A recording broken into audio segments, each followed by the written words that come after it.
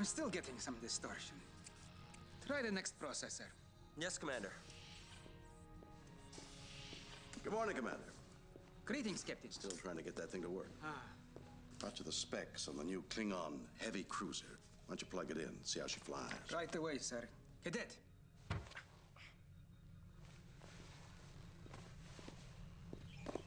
Captain, this is Cadet David Forrester. Glad to meet you, Cadet. It's an honor, sir. About last night. Kid looks nervous. Goodbye, sir. David. Is there a problem? Well, it's my crew, sir. It's a lot harder to manage them than it looked on paper.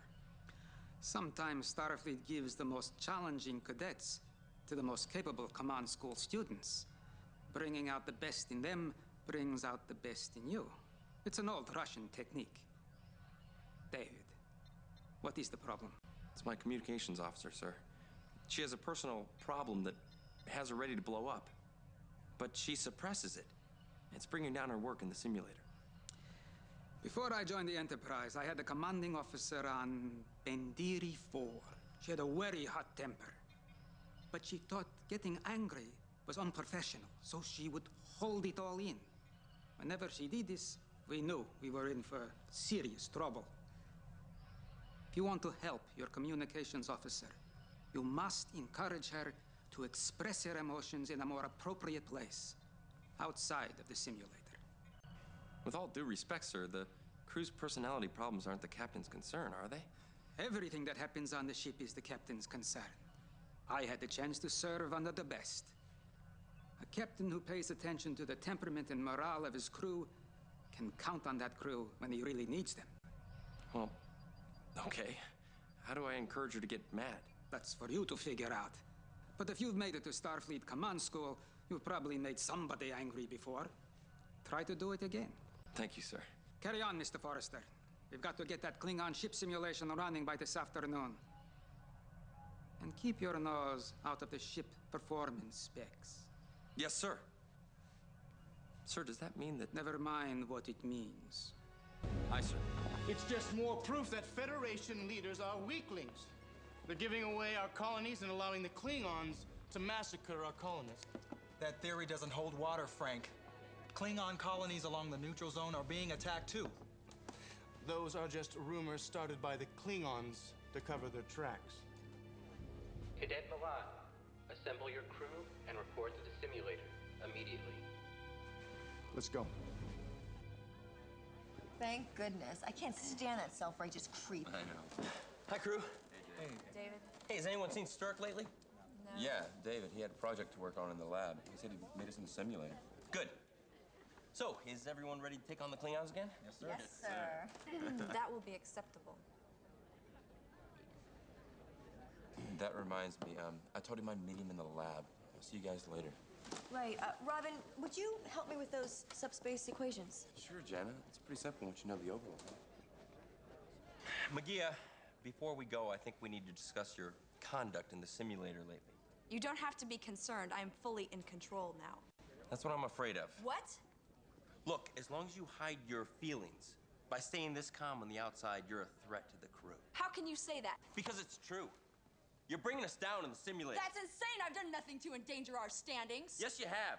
Going into a mission when you're too busy suppressing your rage to do your job is affecting all of our standings in the Academy. Are you trying to start a fight? Face it, McGee, you're screwing up and it's affecting all of us.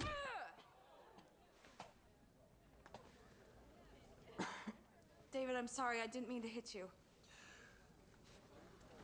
I really have been bottling things up. I'm sorry. Are you okay? I'm fine. I'll shape up, I swear it. Yeah, I know you will. But in the future, try to blow up a little bit now and again, you know, so I don't have to make a trip to sick bay. And in the meantime, let's just pretend this little thing didn't happen, okay? Yes, sir. So everything straightened out now?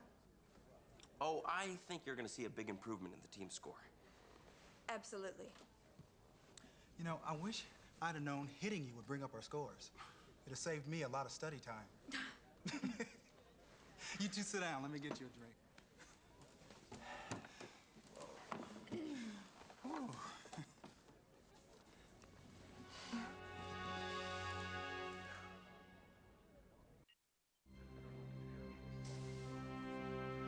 Cadets, it's my distinct honor to introduce Captain James T. Kirk.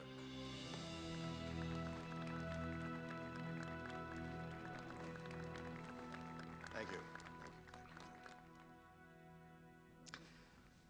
Out there, whether we like it or not, we have enemies, and you'll be the ones dealing with it. I've heard some cadets say the Klingons are unthinking animals. Well, I'm here to tell you it's not true. Animals don't run star empires. The Klingons may appear brutal, but they also have a deeply rooted code of honor. Study it, understand it. You may prevent the loss of thousands of lives. Let's look at a recent skirmish between the Klingons and the USS Sentinel. Cadet's log supplemental. The lecture was long but riveting. But it was after the lecture, when Captain Kirk took questions, that the best part occurred. Yes. You have a question? Yes, sir. Thank you, sir. It's a great honor, sir. Yeah. What's your question? Sir, the Klingons have never fully abided by the Organian peace treaty. Why don't we put an end to them once and for all? Nice and simple. Well, if you're here looking for simple solutions, you're in the wrong place, Cadet. And I think we'd take it personally if they felt the same way about us. David, ask him how he gets away with violating the regs. Captain Kirk. Yes, Cadet. Sir, do you believe in always following the Starfleet regulations to the letter, or reinterpreting them as you see the need to do so? Are there some regs you're thinking of violating, Cadet? No, sir. Regulations are for perfect situations. It's up to you to make them fit the imperfect ones. That's why we don't send computers into space. We go with them. We temper them with instinct and improvisation. That's what we do best. The Academy can teach you how to apply the regulations to regular moments, but life in space is made up of thousands of hours of boredom, offset by abject moments of terror. When that time hits, it'll be you, not regulations, dealing with it. That's a regulation chair, Cadet. Why don't you use it?